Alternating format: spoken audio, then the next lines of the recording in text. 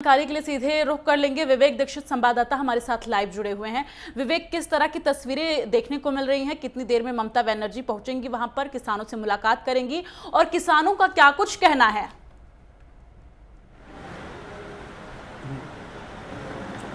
बिल्कुल दीप्ति, मैं आपको बता दूं 8 महीनों के ऊपर हो चुका है ये इस आंदोलन को। लगातार कहीं ना कहीं जो किसान है कृषि कानून को वापस करवाने की मांग को लेकर अड़े हुए हैं। और सबसे बड़ी बात है, अगर हम बात करें राजनीतिक दलों की, तो कहीं ना कहीं जो राजनीतिक दल है उसमें किसान आंदोलन में अपनी रोटियां सेकने का काम कर रहे हैं। हालांकि आज सुबह हमारी जब राकेश टिकैत से बात हुई थी ममता बनर्जी को लेकर, तो सुबह ममता बनर्जी को यहाँ पे पहुंचना था, यहाँ पे लोगों से मिलना था, किसानों से मिलना था, गाजीपुर बॉर्डर के जो किसान बैठे हुए आंदोलन। हालांकि जब मैंने राकेश टिकैत से बात की तो राकेश टिकैत ने साफ तौर पर मना कर दिया था कि यहाँ पे शायद ममता बनर्जी नहीं आ रही। लेकिन ये बात और ये भी बात कही थी, अगर ममता बनर्जी यहाँ मिलने के लिए आती हैं तो उनका स्वागत किया जाएगा।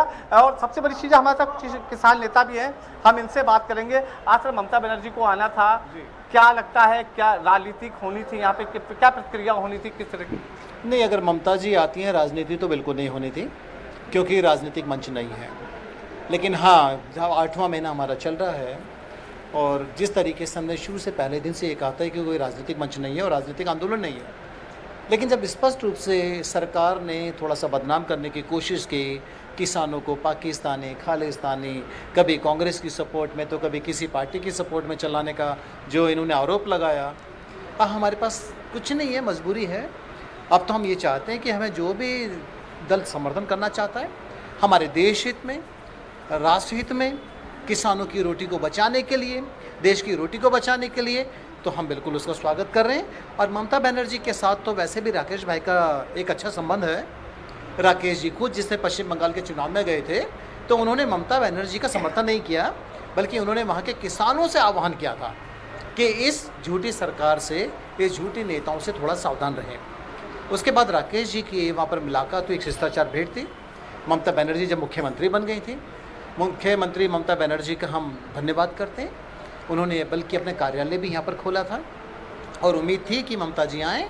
किसी कारणवश अगर नहीं आ पाई तो कुछ मजबूरियाँ रही होंगी। आपके बड़े नेता एक तरफ दावे करते हैं कि जो ये किसानों का जो मंच है इस पर कोई राजनीतिक गतिविधियाँ नहीं होगी, इसमें राजनीतिक लोग नहीं आएंगे, लेकिन कहीं ना कहीं पीछे से जो सपोर्ट हो रहा है वो राजनीतिक दलों का तो हो ही रहा है। नहीं, देखिए पीछे से सपोर्ट कहाँ है। जिस प्रकार आपने कहा कि ममता बनर्जी आने वाली थी और वो नहीं आई, तो ममता बनर्जी आने वाली थी जग जाहिर है, तो पीछे से बैकडोर एंट्री तो नहीं है, ठीक है ना, ये तो स्पष्ट रूप से बात हो रही है।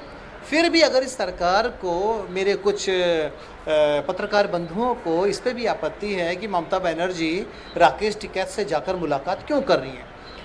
सच्चाई ये है कि इस सरकार को आभास विवेक, देखिए पत्रकार बंधुओं को कोई आपत्ति नहीं है, आप उनसे कहिएगा पत्रकार बंधुओं को कोई आपत्ति इससे नहीं है, वो मुलाकात करे, बातचीत करे, इससे किसी को कोई दिक्कत नहीं होनी चाहिए और ना हो रही है। और चलिए, तमाम जानकारी के लिए विवेक बहुत बहुत धन्यवाद।